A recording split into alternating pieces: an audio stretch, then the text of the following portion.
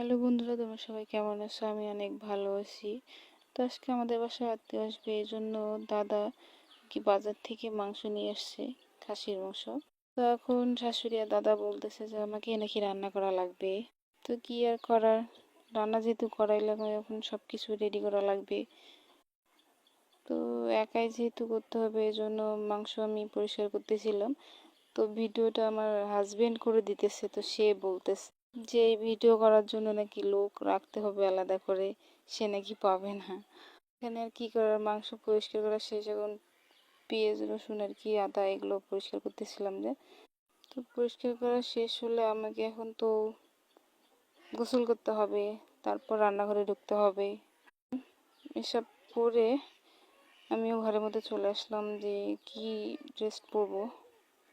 স্বামীকে বললাম যে কোন শাড়িটা পরবো, সে আবার বলল যে সব কিছুই আর কি ভালো লাগবে তোমার, তো যেকোনো একটা পরলে হয়তো এই শাড়িটা আর কি হলো। তো শাড়িটা দেখতে কেমন জানাইও। তখন আমার তো রেডি হওয়া শেষ অলরেডি।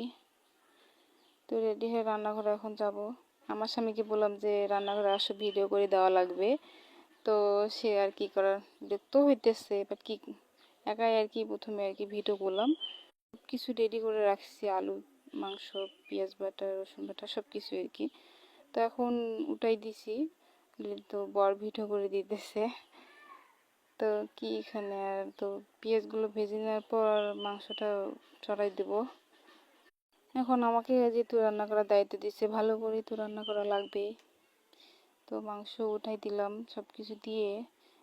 তো সে সময় আর কি আমার দাদা বলতেছে যে মোবাইল দেখে রান্না করা লাগে। তো পরে আমি বললাম যে দাদা আমি মোবাইল দেখে রান্না করতেছি না, জাস্ট ভিডিও করে দিতেছি, আমি ফেসবুকে ছেড়ে দেবো আর কি।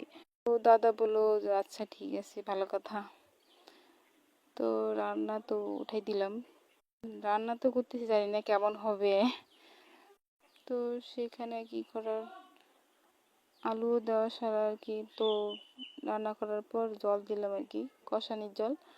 ভালো করে না কষালে তো মাংস ভালো হবে না, শাশুড়ি বলে দিয়েছে। তো মাংস জল সেদ্ধ বসিয়ে দিলাম।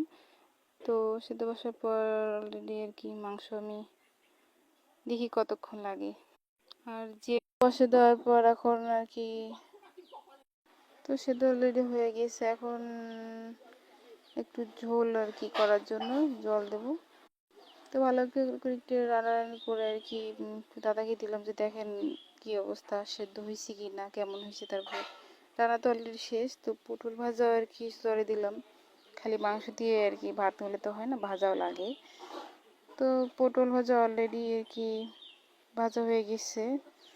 তো আমার বর হাসতেছে, তো ভাতও বসে দিলাম আর কি। তো ভাত হওয়ার পর তো তারপর রাত্রিবেলা আর কি আত্মীয়রা আসছে, ভাগ্না ভাগ্নি, দিদি, তারপরে দুলাভাই। তো আমার হাজবেন্ডও বসছে, দেওর বসছে, আর মা দিতেছে আর কি। তো সবাই ভালো থেকো, ভিডিওটা কেমন হয়েছে জানাইও।